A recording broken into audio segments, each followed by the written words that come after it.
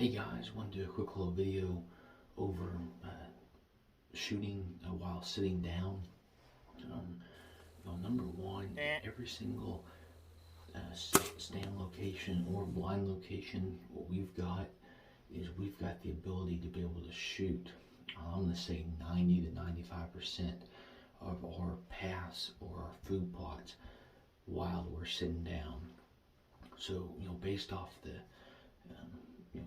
Cuddybacks or Tacticam cellular cameras, we're able to really determine, before we even get in there, whether or not those deer are moving left to right or right to left, or however their pattern is. It really works out well to be able to get those stand locations. So I'm left-handed, so we'll just say a lot of deer are moving left to right. So basically, if I'm sitting in a blind, like for this instance, or a tree stand, I want that stand or that blind to be able to allow me to look this way, but also be able to shoot out here. So as I'm able to draw, grab my bow, I'm able to draw back in one smooth instance there, and then you'll also be able to draw back and shoot right out here in the forward. And that kind of leads me into the second one, is being able to have that bow or that weapon really close.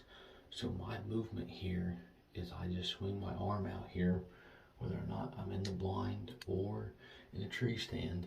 I'm picking that bow up very slowly, and I'm able to have that thing within seconds right here. I always have my wrist strap right here connected to that bow. One thing I do with that is, if I'm hunting a tree stand, I actually wrap that thing around here, and then I hook it right here. So basically, if that thing were to fall for any reason, I'd have several points where that thing should catch. So if I find myself, ready to harvest a deer, then I just know that, hey, I'm going to put that through there, put it through here. It takes, 1 or 2 seconds, but I found it very useful to use that strategy.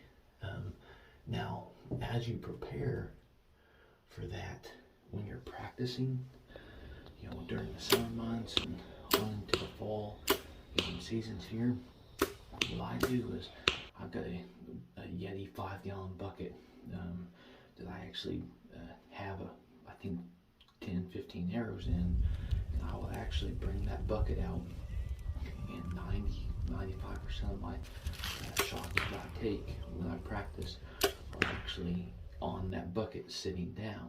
So I can recognize that, hey, my draw is going to be this way. I'm able to, and I'll face this way, and my targets will be downrange here. I'll draw here, I'll shoot forward, different angles, and that really works out good, because regardless if you're a tree stand or blind, you need to be cognizant of those angles and be prepared, be proactive, get prepared before that hunt, and it should really work out very well. So, again, as you get into, establishing your tree stands, make sure that you're able to sit down, or, if you're hunting out of a blind, then, again, make sure that you're able to sit down, shoot the particular angle you've got.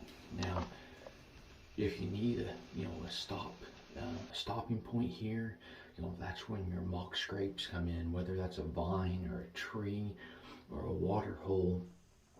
And I'm actually going to be changing a few things around here, exactly, because of that. I just put this blind up here. I saw some decent movement.